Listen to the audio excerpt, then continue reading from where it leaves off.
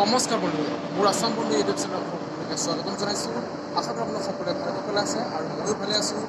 আজি মোৰ অন্য টপিক আপোনালোক সকলোকে যাতে ভালকৈ ভিডিঅ' দিব পাৰোঁ তাৰে মই এই ভিডিঅ'টো আপোনাৰ ওচৰত বনাইছোঁ। আজি মই প্ৰায় 4 দিন 5 দিন 7 দিনমান হ'ল মই পাঠগুচিত আছোঁ। পাঠগুচিত কাম কৰি আছোঁ, মানে এটা কোম্পানী, ইটাৰ ভাইটি কোম্পানী। চাওক, আমাৰ গাঁৱৰ ইটাৰ নিচিনা নহয়, যাতে মাটিৰ বনোৱা ইটাৰ নিচিনা নহয়। ইয়াৰ আপোনালোক দেখুৱাম ইটাটো কেনেকুৱা চিষ্টেম আৰু কেনেকুৱা বনায় আৰু কিহেৰে পোৱে সকলো দেখুৱাম এই ভিডিঅ'ৰ জৰিয়তে। আপোনালোকে চাই থাকক। প্ৰথমতে চাওক এই ইটাটো বহুত কেমিকেল দি বনোৱা হয়।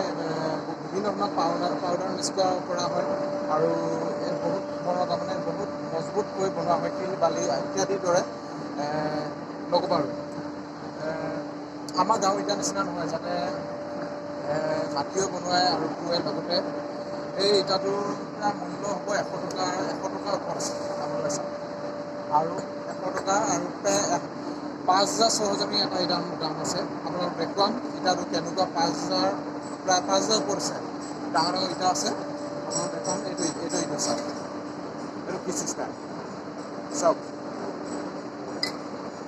ভিডিঅ'টো ভাল পালে লাইক, ছাবস্ক্ৰাইব আৰু বন্ধুসকলক মই শ্বেয়াৰ কৰি দিয়ে যাম, যাতে মই ভালকৈ আপোনালোক দেখুৱাব পাৰোঁ এই ইটা ভাটিটো কেনেকুৱা কাম আৰু কেনেকৈ ইটা বনায় সকলো এই ভিডিঅ'ৰ জৰিয়তে দেখুৱাম। আপোনালোকে চাই থাকক। অলপ স্ক্ৰীনৰ ভিডিঅ'টো সকলোৱে চাই থাকক, তেনেহ'লে ভিডিঅ'টো অলপমান আগবাঢ়ি যাওক ব্লগ। এয়া চাওক, ইটাবোৰৰ সকলো ষ্টাম্প মাৰ্ক আছে।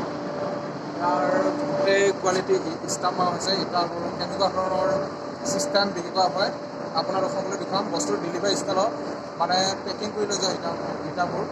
ইয়াৰ পৰা প্ৰায় বহুত বিদেশলৈ যায়। আৰু চাওক, মই আপোনাক দেখুৱাম ইটাৰ কেনেকৈ পেকিং কৰে। ইয়াত চাওক, ইটা পেকিং কৰে প্ৰায় 500 মান ইটা ধৰে ইয়াত। এটা ইটাত 100 টকা আৰু আছে বহুত আছে।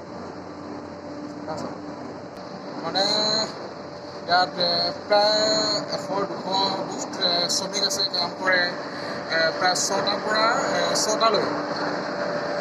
ইয়াত আপোনাৰ ইমান প্ৰফিট নাই, হাজিৰা মানুহ দিগদাৰ আছে, কিন্তু 320 টকা হাজিৰা এনেকুৱা হাজিৰা। প্ৰায় বিহু ছিজনটো কৰি যাওঁ, মেলাত যামগৈ আৰু মেলাত হৈ যাব। আজি আপোনালোকক দেখুৱাম ইটা কেনেকৈ বনায়। চাওক এই ভিডিঅ'টো, ইটা কেনেকৈ বনায়। এতিয়া চাওক, ইটা লাইন কৰি আছে আৰু এইফালে চাওক, এইফালে মানে ইটাৰ কেঁচি চিষ্টেম দি বনাই আছে। চাওক, বহুত ধৰণৰ কেমিকেল পাউডাৰ ইত্যাদি, শিল বালি ইত্যাদি মিক্স কৰি এই ইটাবোৰ বনোৱা হয়। চাওক, এইটো হ'ল ভাটাটো। ইয়াত ইটা পুৱে, কাৰেণ্টতে পুৱে, মানে কাৰেণ্টতে। এইয়া ইটা এতিয়া হ'বই, প্ৰায় 2-3বাৰতে হৈ যায়। ইয়াৰ হেঁচি দিলে আৰু লগতে এইফালে ষ্টেণ্ড এটা আছে, ষ্টেণ্ডটো মাৰি দিলে হৈ যাব।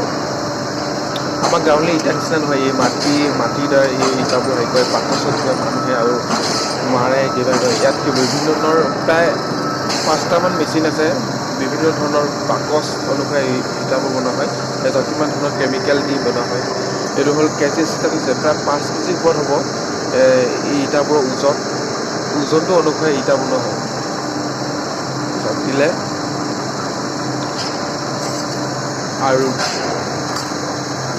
কাৰেণ্টতে পোৰা হয় ইটাবোৰ। ইয়াত প্ৰায় 500-600 মান শ্ৰমিকে কাম কৰে। 6টাৰ পৰা 6টালৈকে 12 ঘণ্টা ডিউটি হয়। তাতে 1 ঘণ্টা ভাত খোৱা যায় আৰু লগতে আধা ঘণ্টাৰ অলপ ৰেষ্ট ল'বলৈ পোৱা যায়। বহুত কষ্ট, মানে ইয়াত ইমান ঠিক নাই, হাজিৰাটো কম থাকে। বিভিন্ন পাউডাৰ মিক্স কৰা হয়, দিগদাৰ। অলপ ধূলি বালি বহুত পৰে, অলপে নহয় বহুত পৰে।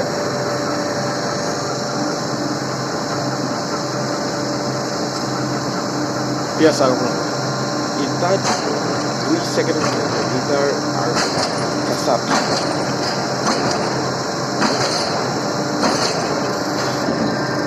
আৰু সেইফালে ভাটা আছে। ভাটাটোত কেনেকৈ ইটা পৰে আপোনাৰ দেখুৱাম। এই ভিডিঅ'টো চাই থাকক। এয়া চাওক, ৰেলৰ ডাবাৰ চিষ্টেম বস্তুটো, মানে ৰেলৰ লাইন আছে। ৰেলৰ লাইনৰ অনুসাৰে ইটাবোৰ পুৱে। এই ৰেলৰ কিলিঙত এনেকৈ পঠাই দিয়া হয়। এয়া চাওক, চাফা কৰিছে। কেনেকুৱা চিষ্টেম এতিয়া আপোনাৰ দেখুৱাম অতি ভয়ংকৰ দৃশ্য কাৰেণ্টতে কেনেকৈ ইটা পৰে চাওক এয়া চা, এয়া। হাইটটো চাওক লাল হয় গোটেই লাল হয় মানে এটা ভয় লগাৰ মুহূৰ্তৰ দৃশ্য এইটো চাওক কাৰেণ্টতে কেনেকৈ পৰিছে গোটেই লাল হৈছে ইটা ইয়াৰ গৰম গৰম ইটা হয় গৰম গৰম ইটা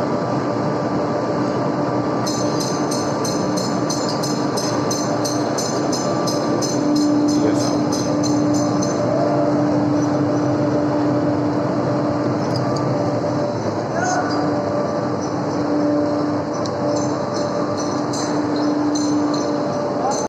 ইয়া চাওক ইটা মাজি আছে ইয়াতে প্ৰায় 12 ঘণ্টা ইটা মাজিবলৈ বহুত কষ্ট হয় কাৰণ একে ঠাইতে ইটা মাজি যাব এনেকৈ লৈ লৈ বহুত কষ্ট হয়